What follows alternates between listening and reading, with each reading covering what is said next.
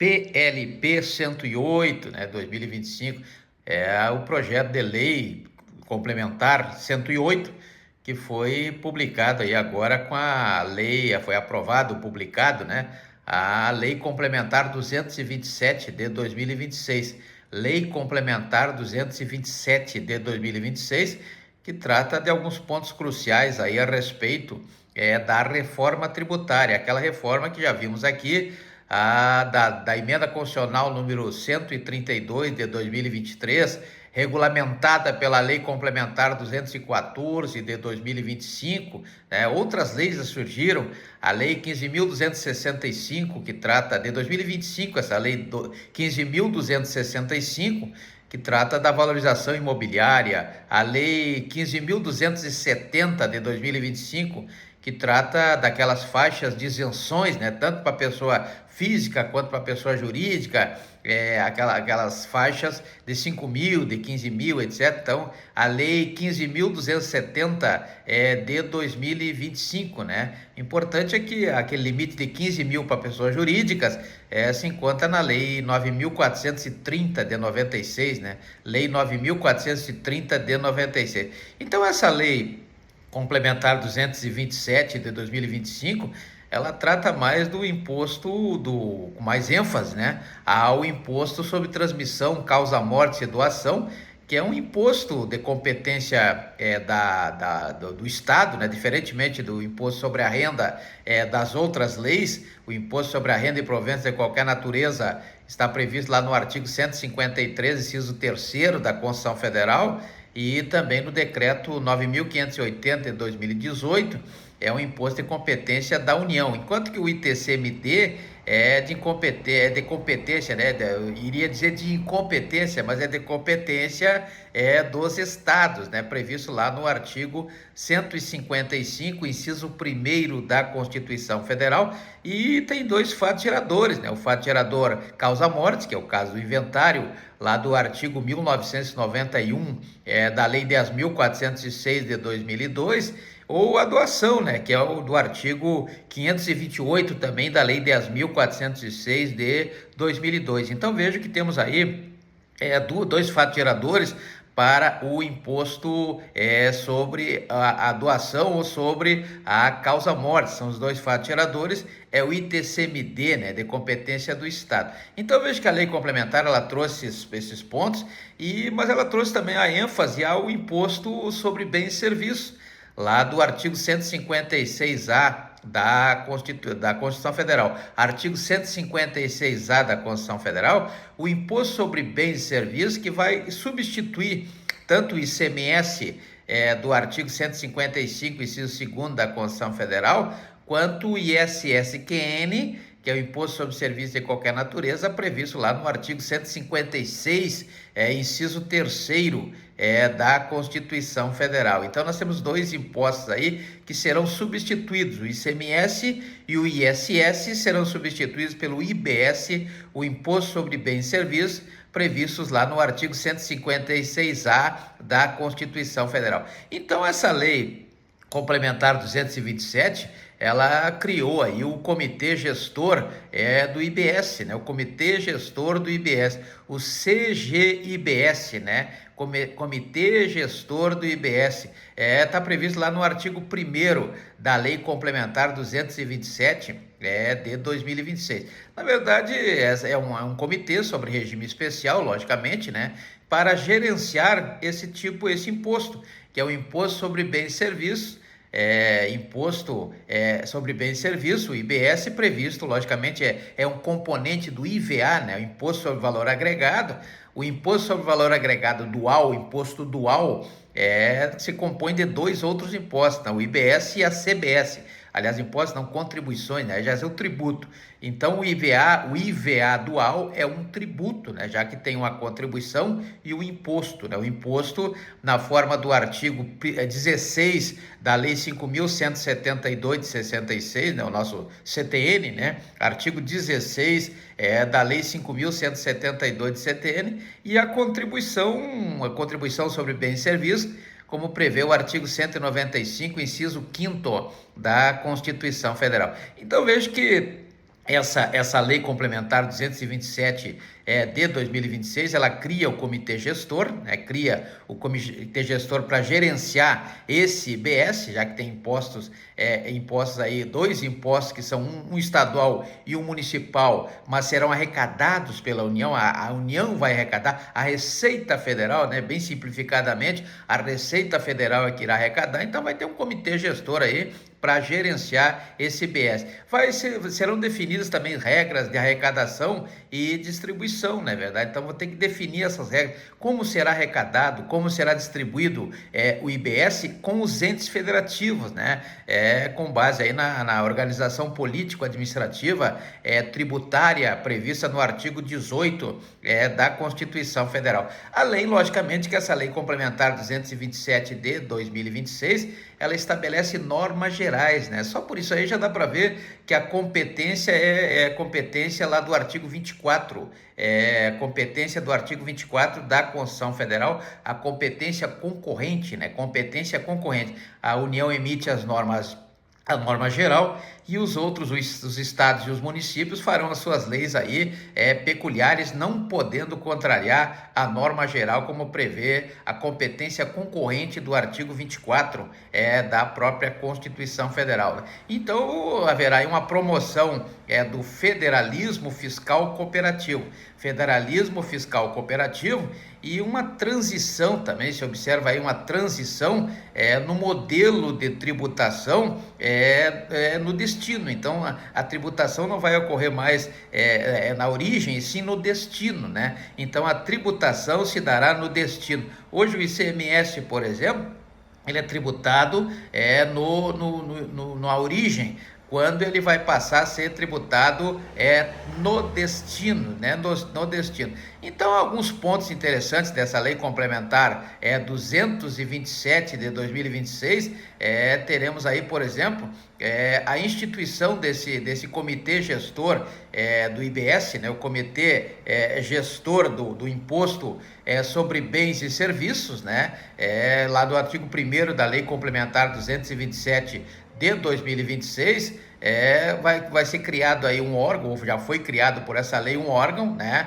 Um órgão colegiado com representantes da União, dos estados e do Distrito Federal. Aí já falei sobre a organização político-administrativa nos termos do artigo 18 da Constituição Federal, para administrar esse IBS, ou seja, esse imposto sobre bens e serviços, como prevê o artigo 156 da Constituição Federal, que vai substituir tanto o ICMS de competência estadual quanto o ISSQN de competência municipal, né? Depois teremos aí, convém frisar que é importante isso, o federalismo fiscal cooperativo. O que esse federalismo fiscal cooperativo? Federalismo fiscal cooperativo vai substituir aquela guerra fiscal da antiga Lei Complementar 24, né? A lei Complementar 24, que tratava dessa regra fiscal, logicamente por um modelo de coordenação, né? Coordenação com o tributo sendo cobrado no destino, ou seja, no local do consumo, né? Então o tributo vai ser cobrado não mais na origem, mas no destino, no local do consumo, para evitar-se a guerra fiscal, né? Então veja que vai cair aquela guerra fiscal que existia antes, com a Lei Complementar número 24, né? Lei Complementar número 24. Então temos aí a instituição do Comitê Gestor de IBS, né? O CI-IBS, também o federalismo fiscal cooperativo sendo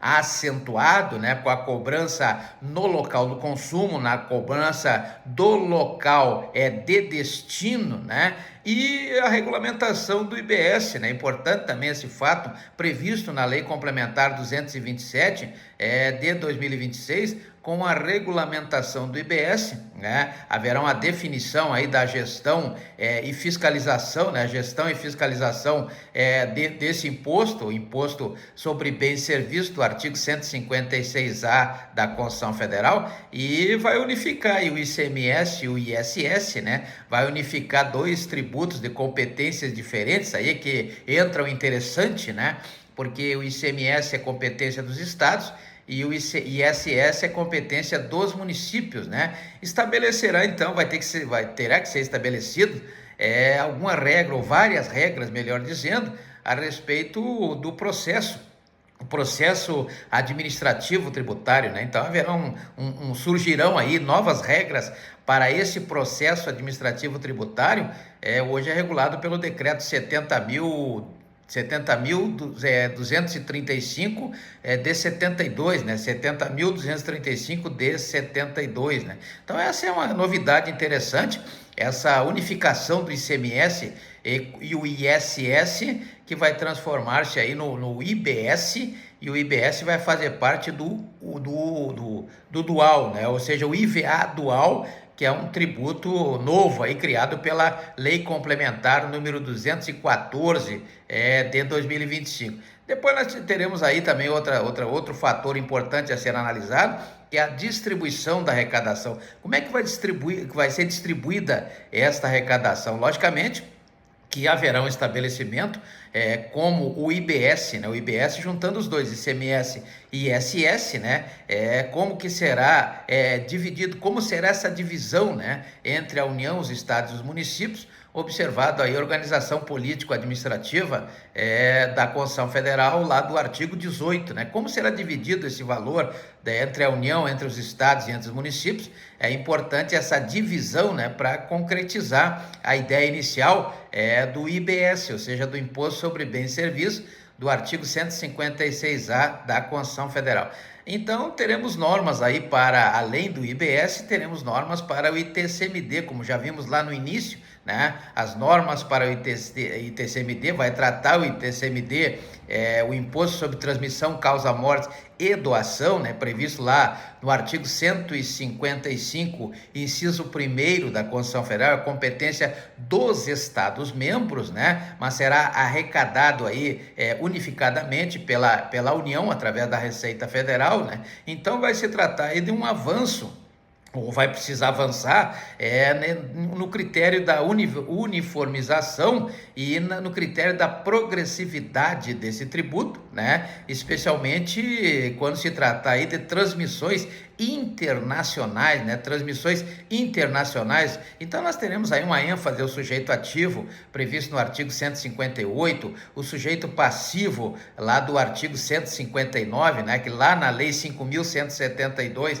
de 66, que é o nosso CTN, né? Está previsto lá no artigo 119 o sujeito ativo, e o sujeito passivo lá no artigo 121, né? Então teremos na lei, no artigo 157 da Lei Complementar 227 de 2026, o sujeito passivo, né? O sujeito passivo é o fato gerador lá do artigo 148, né? A imunidade tributária aparece, tem alguns casos de imunidade aí muito interessantes para quem atua na área do artigo 149, a base de cálculo do artigo 152, né? Base de cálculo do artigo 152, e também as alíquotas lá do artigo 156 dessa Lei Complementar 227 de 2026, né? Depois teremos aí a ênfase aos regimes específicos, né?